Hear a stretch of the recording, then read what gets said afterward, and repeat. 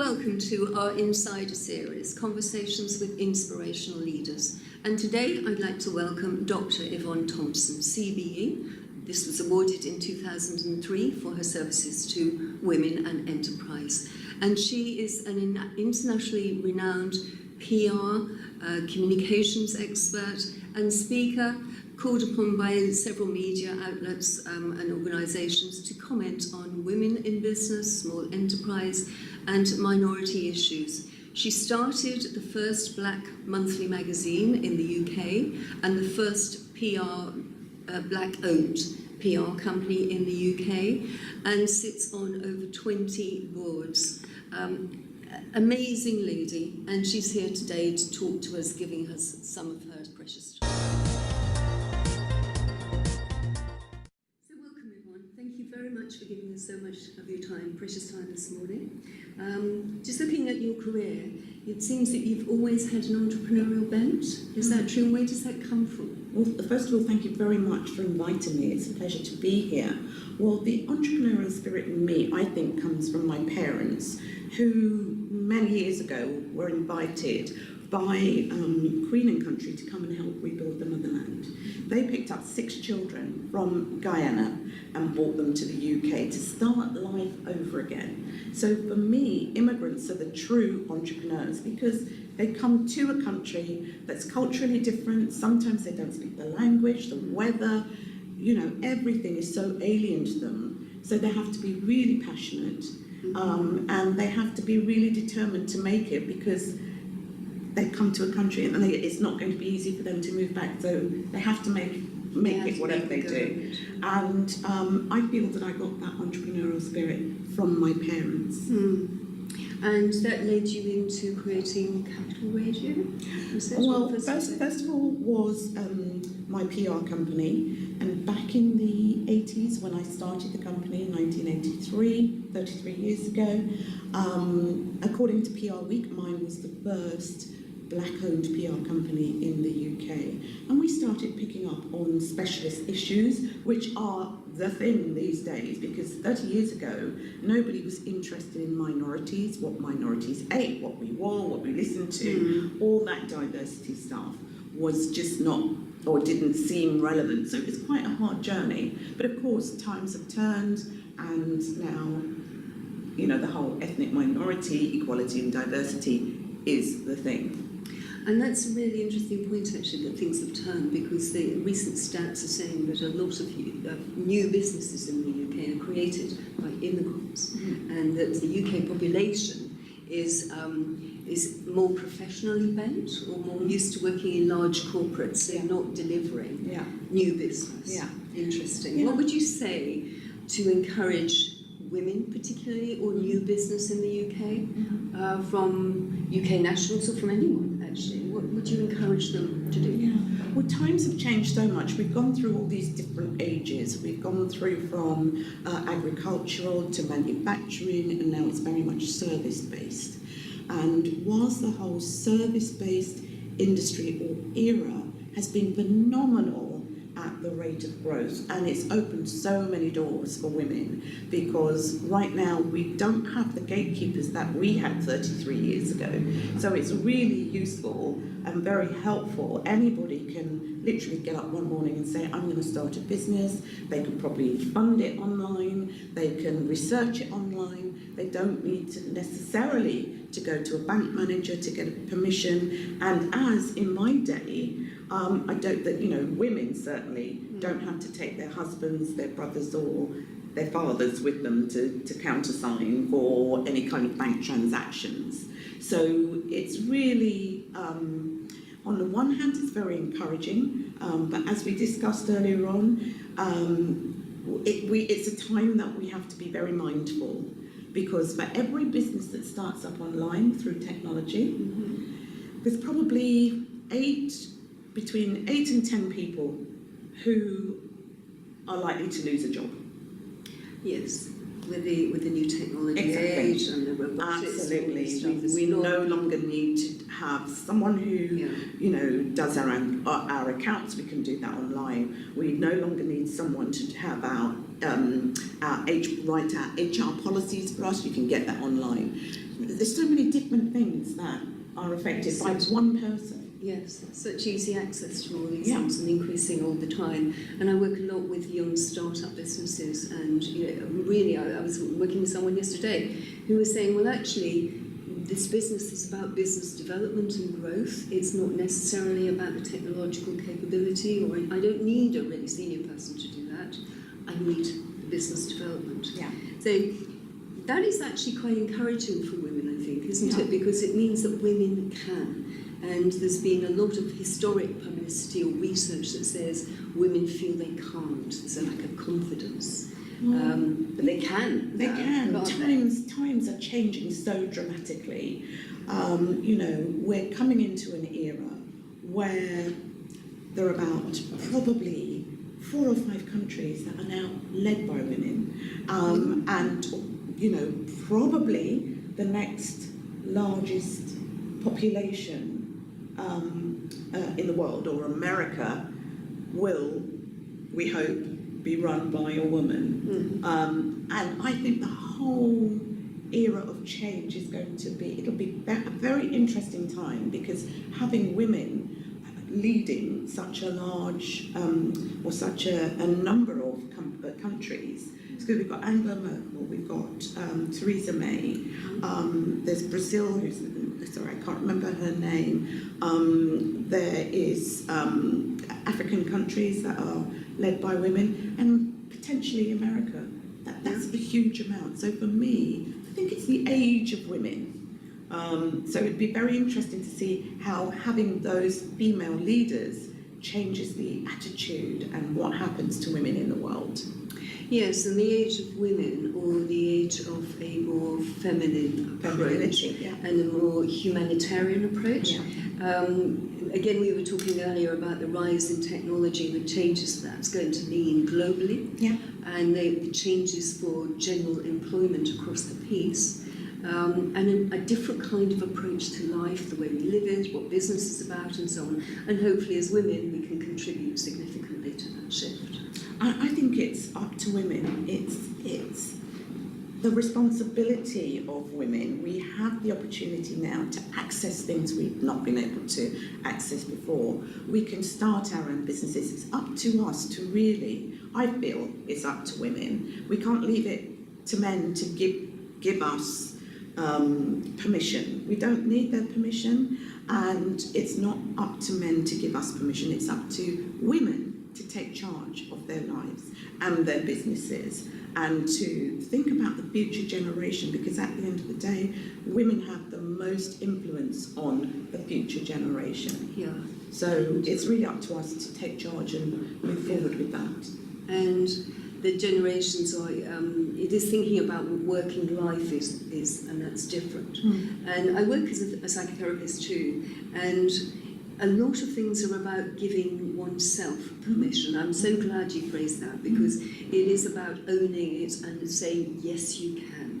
And a lot of women in the UK can, and they maybe not are doing so now, so that's a brilliant recommendation for them to do so. One of the things we have to think about as well is that, again, within the next 50 years, there's research that shows that the world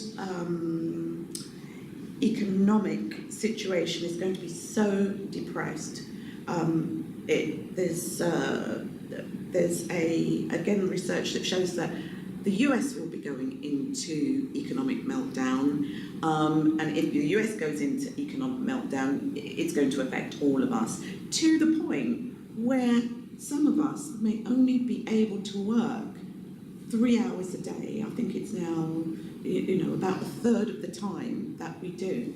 So we have to think about how that's going to affect future generations. We have to think about how that's going to affect us as we get older, what's going to happen to our pensions. We have to make sure that we start thinking about the future, not just about what's happening now. So for me, it goes back to women taking charge. You Yes. have to take charge of your own life. And women initiating radical change. Absolutely. Because if we're working 3 hours a day, what do we do with the rest of our lives? What's the meaning of life? It raises so many big questions, doesn't it? And It's we need to huge. start to address these now and get that Star Trekian universe going, Absolutely. because it is going to be so phenomenally different. So having gone really big with this, let's come down and be a little bit more grounded now in terms of today. And what you've been in business quite a long time, 30 years. Yes. You've seen, you've been involved in BIS and DTI and various other bodies, and you're chair of lots of committees and linked to government quite a lot. What would you like to see change now to help women to get into that place? If it's something that's a governmental change? Well, when you say to get to that place, are you talking about... In this transition, to start to take their power more, to start more businesses, to start to engender that change? For me, I try not to think that I'm relying on anyone. When I started my business, I just about managed to get £2,500 is what I started my business. And even then, I had to get someone, male, to come to the bank with me. And I don't ever want to be, or have any females, any women being in that kind of position. I go back to saying it's incumbent upon us to be as creative as we can, to be as independent as we can, and don't just think that you can suddenly arrive and say, I'm going to start a business and be at the top of your game straight away. Most of us, the majority of us who've been in business for a long time, we started in our kitchen, in our front room, and built upwards. Don't expect to go in at a certain level, because if you expect to go in at a certain level, that's when you're going to have to find the finances, you're going to have to do, and sometimes that takes a long time. It can be off-putting, and you can lose, I was going to say you can lose your passion, but if you're really passionate, you won't lose, you'll just keep going. But I feel that the smaller you start and grow and have steady growth, the more likely you are to get to your destination. Because if you go in at a certain level, you miss that whole journey, which is really important. And it's up to governments and banks and so on to facilitate that, I think, isn't it? To a certain extent, yes. Yeah. To a certain extent, yes. We have to, I guess, I would like to think that we're less reliant on banks, and less, because the more reliant you are on anyone, the harder it is to be the independent, person that you really want to be, or the independent business that you really want to be. And I know you're probably thinking, well, how do I get the finance, and how do I do this, and how do I do that? I think for me, it's about starting small and growing. Yes, and being brave. I mean, Being brave. When I think back, I started independently in '99, so I've been independent for about 20 odd years now. And I started very small. And I started a consultancy. It's relatively easy to start a consultancy because you have low overheads and so on. Yeah.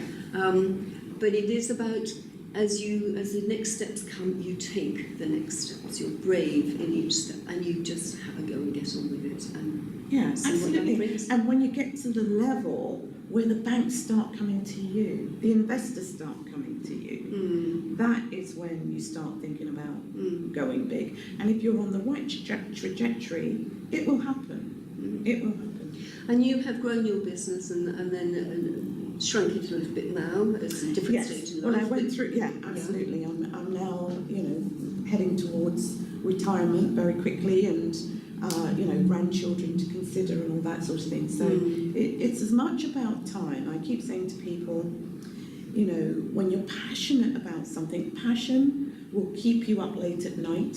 Yes. And passion will wake you up in the morning because you can't sleep, early in the Yeah. morning because you can't sleep. But there's only so much of that you can do. Yes. You know, Yes. so there's only so much of that you can do, and then you get to a different stage, especially if you've got children, and I now have grandchildren. And the one thing that I have learnt, you can always make more money, but you can't make more time. Yes. So I think what's that's more phenomenal. valuable? Yes.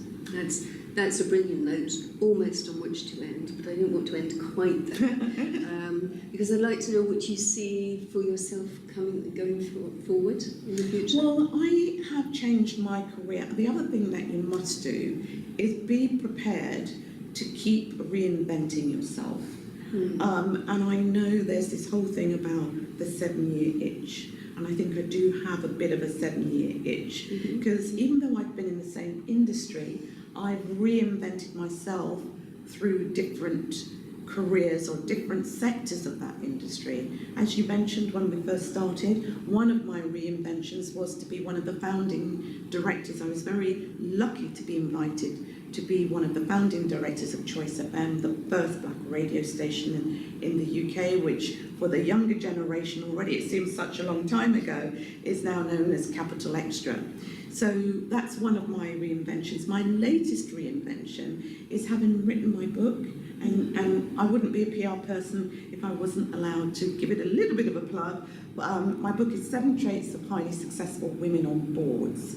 So that gives me a new reinvention. So right now my focus is not only on doing the consultancy, but the book has taken me places that I never thought I would go.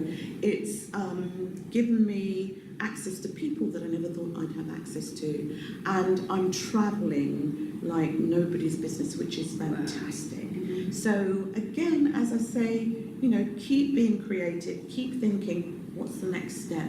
What can I do next? But it's all been within the PR arena. So that's what I mean when I talk about reinventing myself. And the next stage is my next book. Yeah, wow. So what I'm hearing from that is being aware of what you're really good at. Yes. You're really good at PR and have that as your core. Absolutely. But then be prepared to be flexible and take what comes, take the opportunities as they come, because you never know where they might be. In my career as a consultant, there have been stepping stones that I thought, why is this coming? I needed to take it because children and so on, you need to have the income, and it's actually led to greater and better things. So being prepared to be flexible. Seize the moment, as they say. Seize the day. Yeah.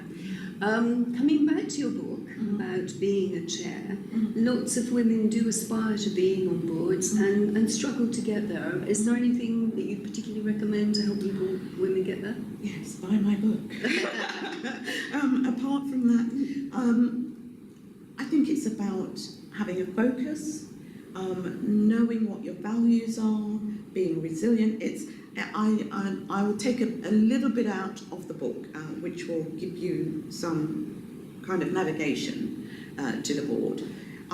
If you're really interested in being on a board, you need to think about leadership. What kind of leader are you? Okay. What kind of leader do you want to be? Where do you want to lead? It's about education. It's about ensuring that you have the right education for where you are now, but also to progress. And for me, education is lifelong learning, very important. Yes. A is advice on not only taking advice, it's about being mentored, it's about being coached, it's about having a sponsor, whether that's a corporate sponsor or a personal sponsor, entrepreneurial sponsor. D is about diversity. It's about diversity of thought.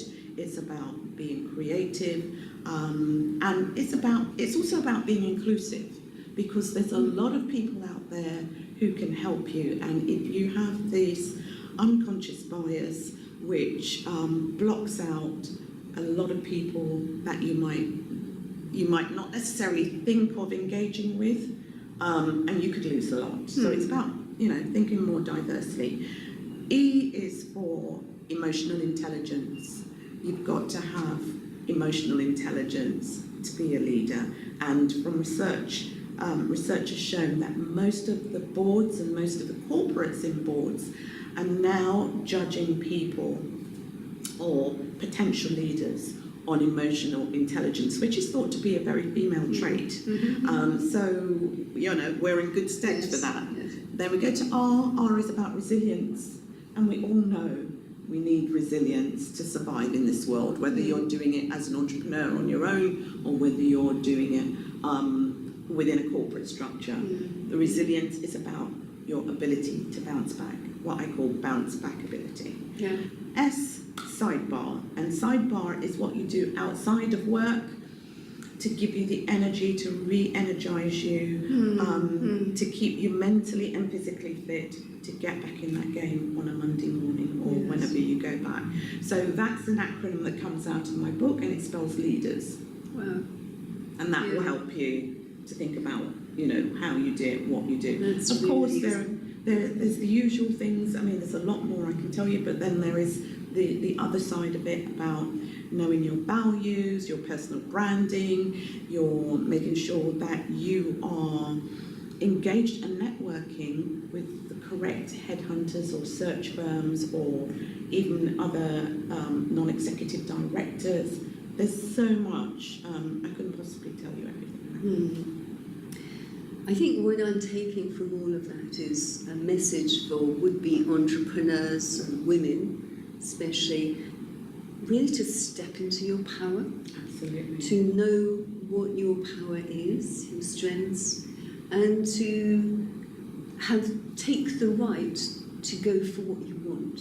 I mean, you're talking about being a leader, knowing what you want to lead in, and going for it, not being afraid to. Because if you want it and all your senses are saying, yeah, this is what it is, so listen to your intuition and follow it and go for it.